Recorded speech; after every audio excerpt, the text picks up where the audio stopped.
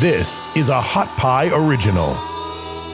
Normally we can hear the dog barking in the background, some workers doing some stuff, vacuuming, arguing with their husbands inside the house of Contessa Brewer. Today I'm intimidated. All we have is some kind of bizarre, hippie Austin businesses on a wall behind me. She's sitting on the CNBC set, which looks very official and serious. It's intimidating. You think so? Yeah, it's intimidating. Are you ready for this? This is the big reveal, and it's only going to be for people who not listen, but watch you. Okay. Are you ready, Jeff? The big reveal. Oh, Lord. Is that a leaf blower? There's a kid's bike? I'm actually sitting in my basement. I have been relegated to the workshop in my basement. Wow. And when I say the workshop, I mean, it's my husband's workshop. He really does not like me to be in here because when I get in here, I try to organize things. And that's not high in his list of priorities, you know? Wow. So you TV experts. You're just, what magic? I mean, what real magic? So did you go make that sign behind you yourself, or is that part of the compensation package at CNBC? They give you a wall? This is amazing in that I can change it, right? I've got a choice of backdrops to use. Yeah, I'm not that cool. You know, if I'm on with Shep in the evening, I can use a Shep backdrop. Oh, look at that. Yeah. Yeah. Oh, so look, there's a beautiful little stream and a mountainside and children at a park. That's just, you've got it all. The really interesting thing is occasionally, you know, I'm up super early to do business live shots for our affiliates around the country. And then what happens is I'm on for so long that the backdrop will go black and start getting and somebody's like, hey, I think something happened to your background. Right. But listen, this is a vast improvement over live from my guest room. Yeah. You know, the only problem though is now when the dog barks or the kids run in or my husband is yelling at me, it looks like I'm in the studio. So there's like this confusion that sets in about why are these interruptions happening? Yeah. You think that's would be good? I know I did a Facebook Live thing not long ago from my house, and I had some wine, and it was a live interactive thing, and somebody said, well, what kind of fool goes to a studio every day? Nobody does that.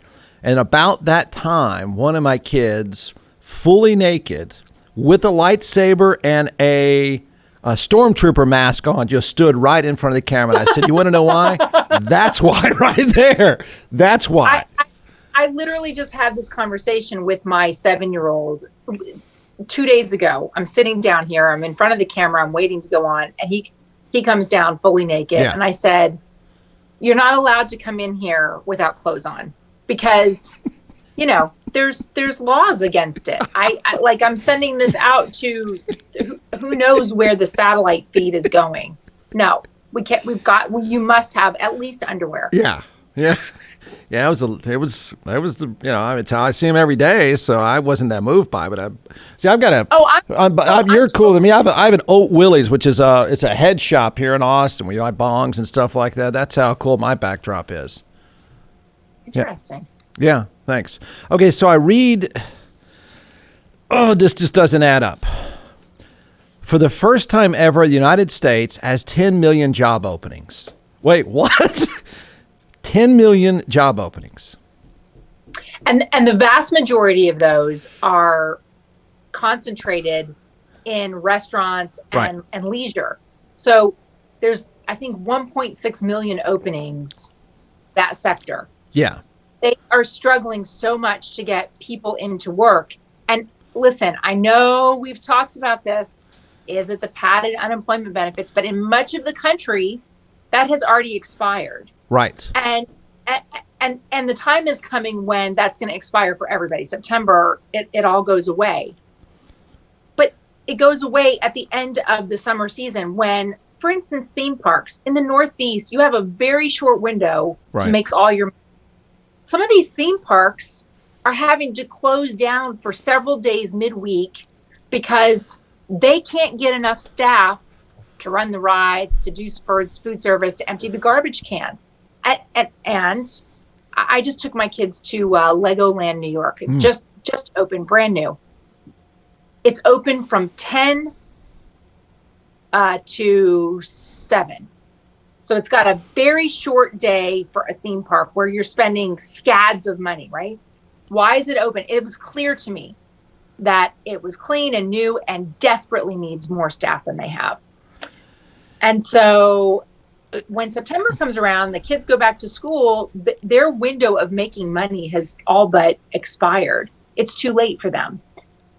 What we're also seeing is quite a lot of people who quit their jobs. Right. Yeah, there's a term now. I read it early this morning. It's. I mean, you're in the industry, so you may have heard this already. The Great Resignation, and it's just this blanket statement about the number of people that have quit. Which, of course, if you just sit back, you think, wait a minute, we just we're still going through and about to maybe feel it again. The worst economic disaster of our lifetime, yet we can't fill the jobs. I don't know. Was it? I don't know if it was the worst economic disaster because the recovery was so swift, so momentous. I mean, look, let me talk about the industry that I know best, which is casinos. This covers restaurants, it covers leisure, it covers hotels. You know, it covers, and then gaming, of course. They had such an amazing recovery that this last quarter was a record-breaking quarter of all time. Yeah. Like, they made more money, Caesars made more money in the last quarter than it's ever made in terms of margins and what they call EBITDA. This is the earnings that come in before you pay interest and taxes and rent and, you know, all those other things. It's a key earnings metric in gaming. Why are they making so much money? Because they don't have enough people, they don't have enough staff to fill out. So that saves on payroll. The pent-up demand is there. Casino customers are coming in and they're spending more than they ever have before. They're traveling, even though the Delta COVID variant is there and presents a threat. People are still ready to go to Las Vegas, go to a casino that they can drive to, and spend their hard-earned cash.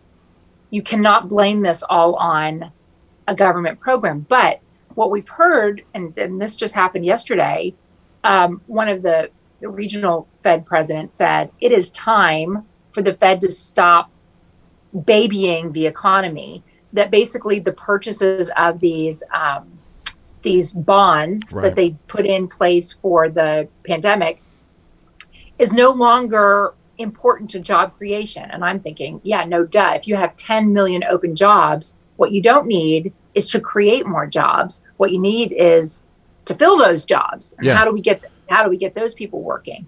And then, I mean, there's this expectation that the Fed is just going to keep there and keep the money flowing and the cheap money and fueling this sort of like fiery economy. But it's bad news. I mean, when I was a kid, and you probably remember this too, my parents were paying 13, 14, 15% on their home mortgage. Right. We don't want to go back to that economy. That's not good for anybody except the banks.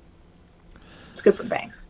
Okay, so there are these giant numbers that there is a disconnect. I mean, there's the stay-at-home economy. There's Austin, Texas, where people didn't feel this. It doesn't look like they feel it. The stock market is humming. People are spending money, everything you said. But then if you happen to talk to a restaurant owner or a bar owner, they're saying, I'm back here working in the kitchen myself. When is this going to end? I mean, on one hand, I would say, doesn't it fix itself? It's like, hey, buddy, sooner or later, you're going to have to offer more money. I mean, sooner or later, if you want to fill those jobs, you're going to have to start competing in the marketplace to fill those jobs. Well, this is one reason why people are concerned about inflation, because it works like this. The local restaurant owner says, I can't hire enough people, so I'm going to have to offer $20 an hour to wash dishes in the back, not 12 or 15. And in order to cover that, because I'm operating on these razor thin margins anyway, in order to cover that, I've got to raise the prices on my menu. And then customers either say, I don't care, I'm willing to pay $25 for the entree instead of 18, or they don't. So, and that's where the crunch comes and where rising costs come into play.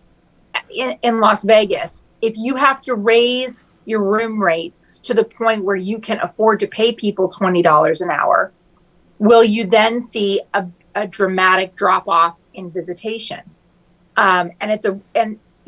This is a, yeah, I mean, it's supposed to be a healthy correction, but I'm trying to find something unhealthy in here. I mean, my standard answer is to people, well, it'll fix itself. I know it sucks for some. I know the hamburger's not going to be $12, but so be it. I noticed this in Vegas where you couldn't find a $10 table. I've never been to Vegas at midweek when I'm not performing as well. Apparently you do, and I'm a little down on my luck, and I need to find a $10 table. They didn't exist on a Tuesday night even. I thought, I've never seen this, and I'm a regular. Because they found out they don't have to offer a $10 table. Yeah, I know. People will gamble on a $20 table or $25 table as opposed to a $5 or $10 table. Now, you probably, I'm guessing you didn't go very far off the strip, because there are places where they're still catering to the overflow crowd or the locals crowd or whatever. And the locals crowd is very discriminating. They know where to go and where they are going to be able to put their money to work and where they're going to get comped. But Caesars is a perfect example. They have realized that in the regional casinos, people will drive anyway. This is their form of entertainment. It's their night out. So you don't have to offer all of these extra comps to coax them to go, because they're going to go anyway. And it saves a lot of money. They've definitely improved their way of doing business so that they're maximizing their profit margin. Okay, but did this giant jobs thing, this 10 million job openings, this restaurant and bar owner, this nightclub owner in Austin, Texas, this is what most of us don't get. Where are they?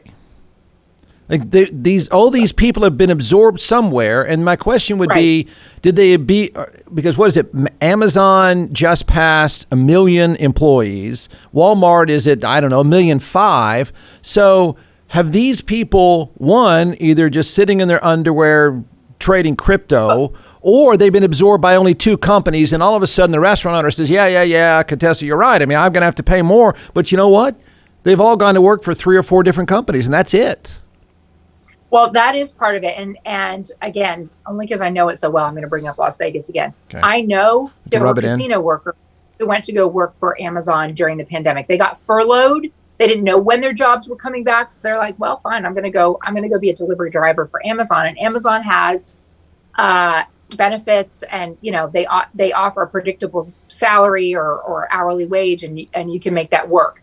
Okay. 2, we know that people went out and started their own businesses en masse during the pandemic. They said, all right, well, I got laid off, so I've always wanted to work on drywall, or I always wanted to be a podcaster, or they went and started their own businesses. That takes them out of the employee market, and now they're entrepreneurs.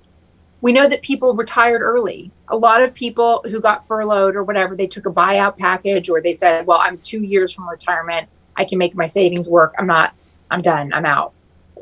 And people died. Don't forget, we've lost more than 600,000 Americans. Many of those were senior citizens who were not working anyway, but not all of them. So there's a significant group of people who died from COVID or have long-term health effects from having COVID. And so that's part of it. Yeah. There are people, I don't know any, but there are people who are still apparently worried about the threat of infection and sitting on the sidelines. There are still parents who didn't have good childcare options this year. Daycare filled up, summer camps were limited, blah, blah, blah. So they haven't restarted in the workforce because they have to take care of their children. I mean, I have the twins at home, and for a while I had my 90-year-old grandmother with me, and I worked for a company that was flexible and willing to work with me in terms of what I needed to do caregiving. But it helps being able to work from your basement. If you're not able to do that, those people are still out of the workforce. Yeah. So, here we are approaching September. Everything you just mentioned, kind of this big pie of where they all went, which is kind of fascinating. I think you're making the argument, it's just sort of all natural. It's going to work itself out. How much blame does the stimulus get now still? I mean, maybe a few months ago it was legitimate. It was a legitimate argument. How much of an argument is it now? I mean, you're kind of dragging me into offering an opinion here. Okay. But yeah. The one thing I'm going to say is that the Democrats wanted to have an increased federal minimum wage. They didn't get it. It didn't go that way. We have a ridiculous federal minimum wage that wouldn't pay anybody a living wage. It's not enough to make anybody live above the poverty line. If you think about what the stimulus did, and the checks too, not just unemployment, but sending out a check to anybody who made less than $75,000 or something like that.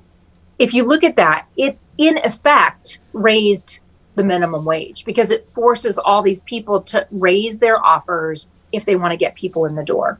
It forces them to be more flexible. I mean, what this does is it shoots us a decade into the future in terms of flexibility because now let's get away from restaurants because that's still a hands-on job. But, if you're a PR person, what the pandemic has shown you is that you do not need to be in the office every day. You can be just as productive working from home.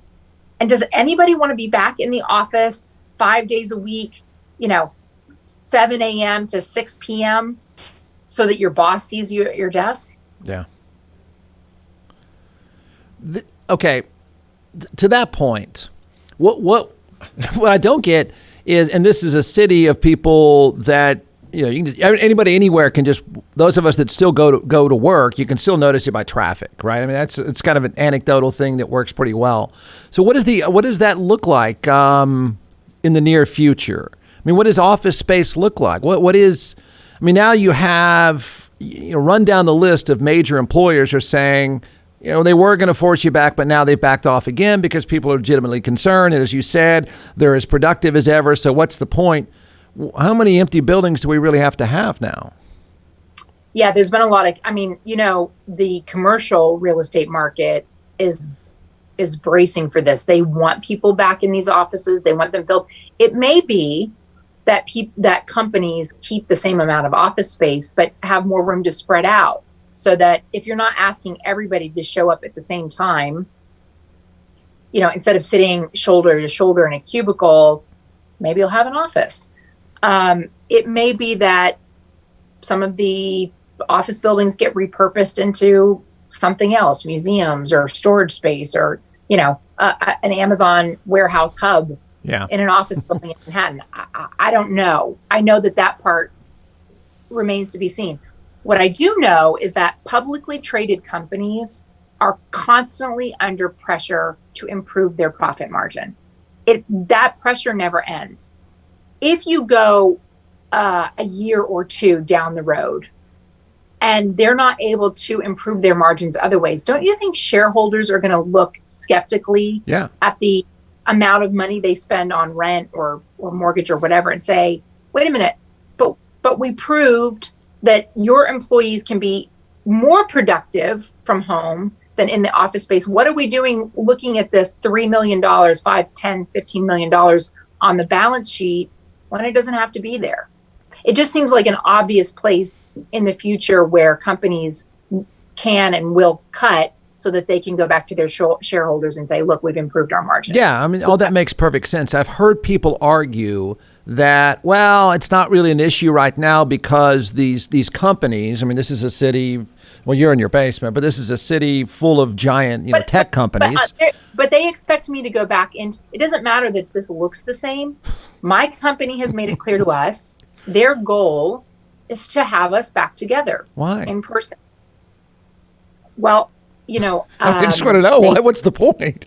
Just be friends? What we were told is they think we're better together. Yeah. All right. But I heard this argument. Somebody said, well, my company is saving money. They're not that worried about this office space right now. I mean, they're saving so much money and we're not traveling anymore. I mean, all this other areas you brought up, well, we're saving money on that. So they're not that worried yet about spending an extra whatever for office space. But you're right. Sooner or later, somewhere down the road, someone's going to go, this is great. The balance sheet is better. Why do we have that brand new Facebook building in downtown Austin and none of you ever go there? What's the point? Well, and that maybe that gets repurposed for retreats or big group meetings, whatever. But it's an expense. It's a big expense for it to be used only rarely. And and companies that own their real estate don't have the same flexibility as companies that rent. That it's going to be harder to figure out what to do with a big building that you've built as a showcase for your business in a city center. Does your company have retreats where you guys walk on coals and do things like that? I've never been to one. No, you know what they did for me? They sent me to boot camp, combat boot camp. What do you mean? I was supposed to go to Afghanistan. So before you do something like that, they send you to combat boot camp with ex-British military who run you through getting kidnapped and really? I mean, I guess it makes sense. Did you go to Afghanistan? I ended up not going to Afghanistan. Okay. Yeah. I was disappointed about that. I had been, sort of eager, but in the end, it didn't happen. Yeah. In the end, it's been very rare for me to be in a situation where I'm potentially in danger. There have been a few moments in my career. Well, where you did that whole election coverage thing where you'd go to those senior citizen places in Florida, and they were all MAGA hats, so that looked pretty rough. They would start fighting and dropping F-bombs. They see the peacock on my microphone flag, and they start yelling at me about the mainstream media. And it doesn't matter that I work for business news. You tell people that story that. I think one of the first times we talked, you were covering the election, and then I guess they they put you on assignment in Florida, and you got to experience the wrath firsthand. Tell people what that was like and how shockingly angry the old people were. Yeah, I mean, it just in the Villages, it's known as America's largest retirement community because it's a retirement community that spans 3 counties in Florida. Very it's hardcore Trump country. And I went there to do it. This was the day before the election. I went there to do about this split in Florida and where was reliably going to Trump and where was going to swing to Biden.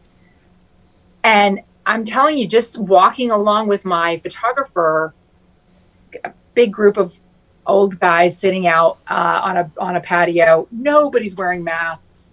No social distancing. They're just all piled on top of each other. Even indoors, there were no precautions being taken. And one guy starts yelling about the media and why don't I just go home and take my liberal lovin' blah blah blah. And I said, I work for business news.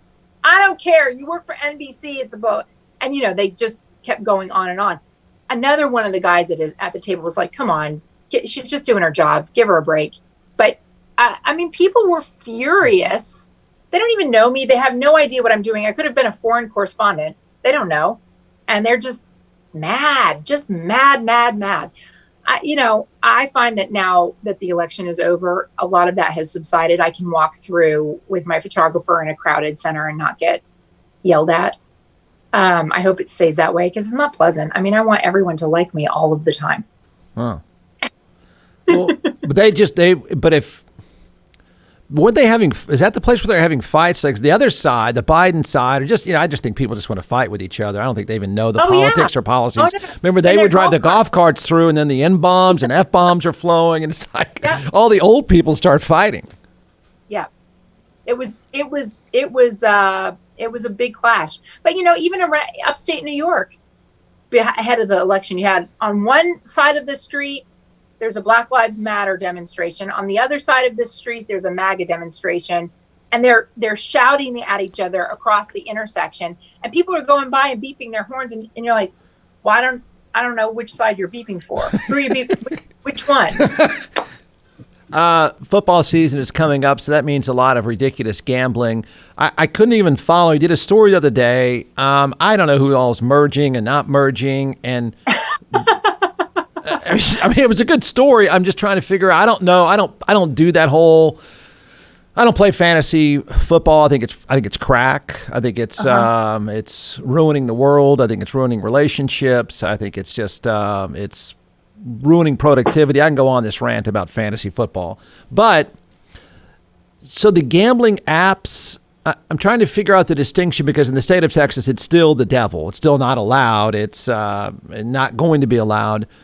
So there is, where is this line coming together of fantasy sites and gambling sites on a phone? Are they coming together? Aren't they coming together?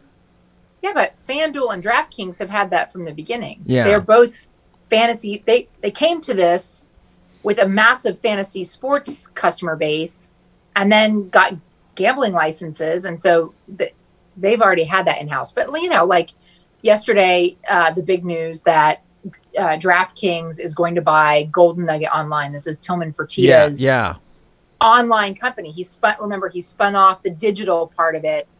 It went public through a SPAC, and now he's going to sell that. And what the industry analysts tell me is, that was his only option. One, he wasn't allowed to accept bets on the Houston Rockets in any state on his platforms.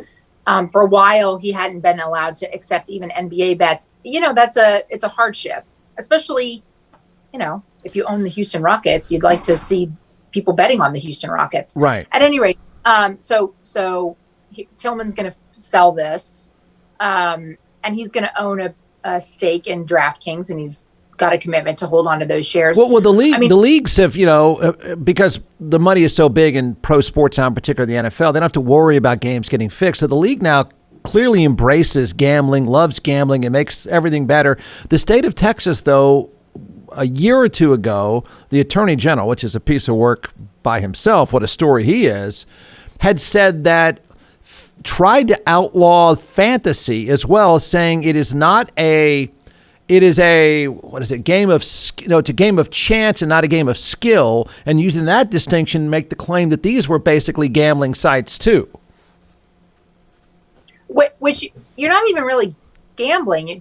Aren't you paying a fee to you pay your entrance fee? I mean, it's not really I guess whatever. Who am I to argue? I personally think that it's ridiculous to try and legislate morality, because people who don't care. If you're immoral, you're not going to care about what the rules are anyway. That's been my argument. I mean, if I don't want to smoke weed or gamble, my neighbor doing it is not making me do it. Right. But he's, that's not who he's answering to.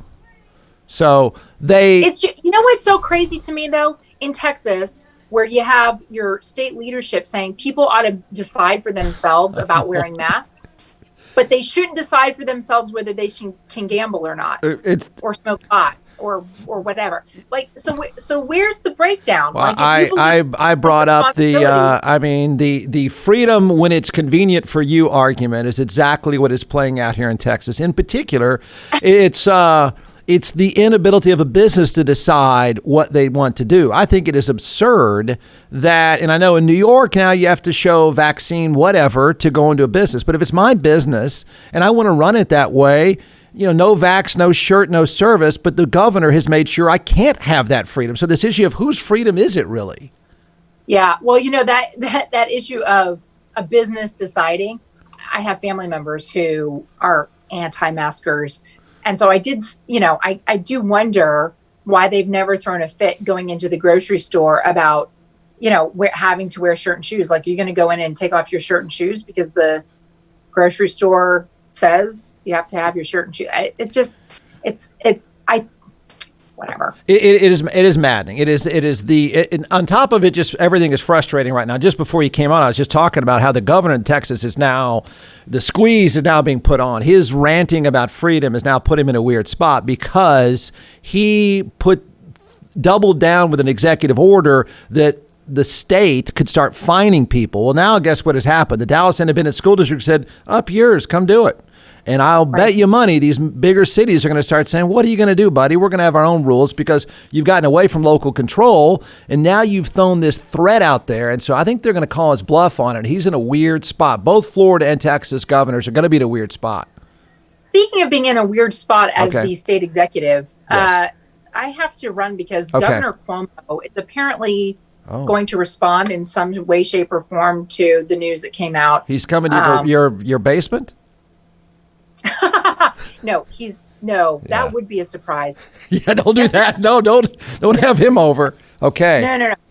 No, but I think there's a lot of interest here because again, he had staked out his claim to leadership in the whole pandemic and won a lot of praise, but he might, the glass house and I don't think that's going to end well for it. Should have not ended well a long time ago. That guy's a piece of work fighting back the way he is. We'll see what happens. I mean, he had clearly intended to have another go at the governor's mansion in the next 4 years. And I just don't see how in this state you bounce back from something like that. No matter what. No, his defense was pretty pathetic too, showing him kissing his mom or whatever that thing was. That was like, oh no. Before you go, let us see the leaf blower and some of the stuff again. Let's take a look. You want to go? Yeah, let's take a look around. See what I had. This is. Okay, there's some drug paraphernalia over there. Don't show that. Kid's bike. It looks like we have small children. There's no drugs in this house. Okay. And then on this side, here's the big workshop. Look at that. Yeah. Wow. I own no stuff. I have no stuff. I have nothing to work on. I don't fix anything. Why? I'll just screw it up worse. I don't find that fast. I mean, I just don't find it that interesting. But more power to you. Well, I'm handy. My husband's handy. He's, good for you. We're building a deck right now, so there's a lot of need to have a workshop. All right. All right. Good luck with the governor. Thanks for doing this today. See you. Thank you. Bye. John McClellan is the co-founder and creator of ATX Hot Sauce, now in all 50 states and several retail outlets as well. So what we're going to do today is we're going to let this social media rock star chef walk us through 4 different sauces, and then I'll taste, and we'll tell everyone why they should buy. You can give the science behind these, and then I'll make the simple recommendation. Go to atxhotsauce.com. All right, I don't think anybody's heard the website. Yeah, I know. You, Jeff, but it is atxhotsauce.com. I'll say it 345 times, atxhotsauce.com. So let's do it. I brought 4 flavors here, and we're going to test your palate today. Okay. And I only brought 4 because I didn't think you could handle 5 or 6. Yes, probably a smart move. Yeah. And so the first one we're going to try here, it's called Beet Heat. And just like the name implies, it has beets in it. It's made with red Fresno peppers. Red Fresnos are red peppers that are they're hotter than a jalapeno and a little bit less than a serrano. So not super hot here, just a lot of really good flavor. So we're going to start with this one, and then we're going to move up the chain. Okay. I've had the Beet Heat, but okay. Yeah, we're going to try it though. It goes well with a cab. All right, Jeff's savoring Beet Heat. I'll even do it with you, so that should be all right. Now remember, it is hot sauce. Yeah. Oh, it is. It's hot sauce. Trust me, man. Wait, is that one hot to you? No. A little. Yeah. The great thing with the fermentation process is you get a bunch of the flavor right up front. Yeah. And then the heat comes, but then it dissipates pretty quickly, especially with the red Fresnos. This is not a very spicy one, but it is a very tasty one. Goes on great on sandwiches. Beet Heat. Beet Heat. B-E-E-T. Heat. All right. Go to atxhotsauce.com. That's right. I think this is cool, and I could ask so many questions about, does this become a thing? Is it a trend? It's the recorded. You don't have to be a baseball nerd to appreciate this, that obviously for a long, long time, go back to the days of, and I think the technology is probably still the same, of these speed guns measuring the speed of a pitch. And so now, I mean, baseball is wised up on TV, and you get to watch every pitch is now. You see how fast it is, right? Remember the days of Sid Finch, who threw 130 miles per hour? That's made up, by the way. It's a famous fake character on April Fools. So it is now recorded the slowest pitch ever in a Major League game was recorded, and the slowest pitch ever recorded in a Major League game at 31.2 miles per hour also produced 3 straight outs. It is hilarious. I think it's brilliant. I loved watching it. I love listening to the broadcasting of it. And the fact is, the guy didn't just make it up, they're behind. It was the Rangers. And they're behind, so they just stuck a guy out there just to, kill the game off and let's go home. He'd been practicing this. He didn't do it as a joke. And I actually don't think it's a joke. I actually think it's a fairly effective idea and strategy. So there you are for your entire life. You've been swinging at pitches that are probably no less than 70 miles per hour. Certainly in your professional life, no less than 80. And all of a sudden, it's like playing in the beer league softball game. This guy is dropping balls in the strike zone at 31 miles per hour. And watch what he's throwing, folks.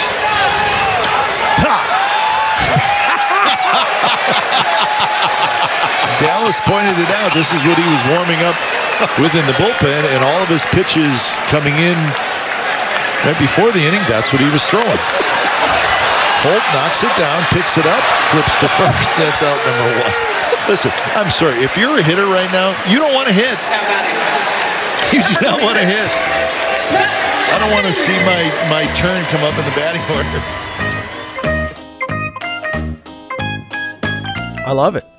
That guy could play until he's 75. You want to know how to extend your career? Master the art of raining 30 mile per hour pitches. And he's dropping them in the strike zone. And it's hard to hit. The announcer's right. You're standing on deck. You're thinking, I cannot go out there and strike out. Oh my gosh, I'm about to strike out and be a highlight for the rest of my life. And no one's laughing except the people, it's the A's and the Rangers. Oakland's leading 12-3, and this guy comes in, obviously to mop up and get the game over with. And now, would they get used to it sooner or later? Yes. But there's not that many people. I have to say, there's not that many people that can throw a ball 30 miles per hour straight up and have it drop down in the strike zone. I think it's brilliant. I think they're onto something. I think this guy's onto something. His agent probably called him that night at the hotel and said, look, I think you can play to your 70. You're going to be an old guy out there. Now, if we hit the ball back at you, you may be in trouble. But I believe he's a field position player anyway, but you've just found a way to extend your life, your baseball life. It is hilarious to watch them. It is recorded the slowest pitch ever recorded in a Major League game. You go back a long, long time ago. If you're a baseball nerd, you know this. What's called the UFAS pitch or whatever. There was a guy a long time ago that did this. And then I don't know what happened to it, but this guy brought it back. He's throwing overhand. He's not doing your softball league thing where you do it underhand. He is winding up and then throwing it 31 miles per hour. And the genius is he has a couple of other pitches where he just throws it at 80 miles per hour and it looks like it's going 200. I think it's brilliant. And I don't know how guys would get ready for it. You think they're going to practice this? I know baseball purists are laughing it off. I actually think there's something to it. I don't think this guy's kidding around at all. If you haven't seen it, you really need to check it out. It is hilarious. And it takes forever. He didn't just lob it up there, because if you lob it up there, it's going to be fast enough where somebody could turn on it and hit it 400 feet. He is dropping this thing out of the sky. And watch what he's throwing, folks.